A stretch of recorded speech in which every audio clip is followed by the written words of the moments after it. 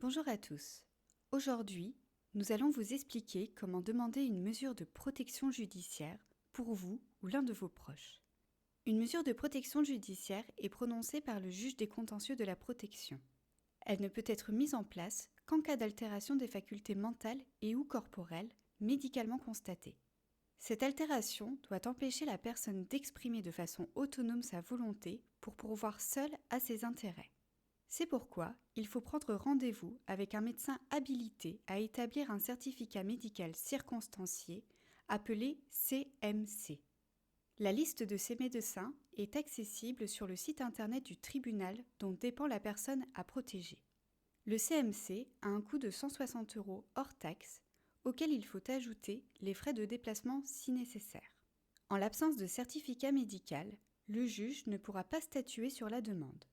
Si la personne ne dispose pas des moyens financiers pour régler ce certificat médical, il faudra l'indiquer au juge dans un courrier. Ce dernier désignera un médecin expert dont les honoraires seront à la charge de l'État. Certaines mutuelles remboursent le CMC, nous vous invitons donc à vous renseigner. Il faudra ensuite remplir le CERFA numéro 15891 étoile 03, correspondant à une requête de demande de mise sous protection que l'on peut trouver sur le site service-public.gouv.fr. Sur ce site, vous pourrez également retrouver le CERFA numéro 52257-04. Il s'agit d'une notice qui liste les pièces à fournir à la demande, notamment une copie intégrale de l'acte de naissance, une copie recto verso d'un justificatif d'identité de la personne à protéger et de celle du demandeur s'il est différent. Selon votre situation, d'autres documents devront être joints à la demande. Vous pouvez les consulter sur la notice. Dans la requête à remplir, il faudra être le plus clair possible sur la situation de la personne à protéger, sa situation familiale, son entourage, sa situation financière, ses dettes, ses difficultés et ses besoins. Il vous sera demandé d'indiquer si la situation a un caractère d'urgence et de bien préciser les professionnels présents dans la situation. Le médecin traitant, le service d'aide à domicile, l'assistante sociale par exemple.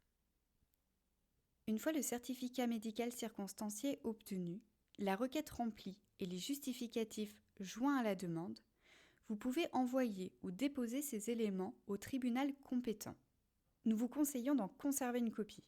Si la demande de mise sous protection émane d'un professionnel, elle devra être envoyée directement au procureur de la République qui la transmettra ensuite au juge des contentieux de la protection. À compter de la date de dépôt de la demande, le juge a un délai d'1 an pour l'examiner et convoquer lors d'une audience, sauf certificat médical contraire. C'est à l'aide des éléments transmis et de l'audience que le juge sera en mesure d'apprécier au mieux la situation et de mettre en place la mesure de protection la plus adaptée aux besoins et aux capacités de la personne à protéger. Le jugement de protection sera envoyé en lettre recommandée avec accusé de réception au domicile de la personne protégée et de la personne désignée pour exercer la mesure.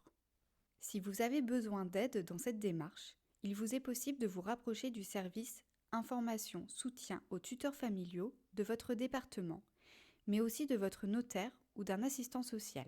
Ils pourront répondre à vos questions et vous aider dans cette démarche.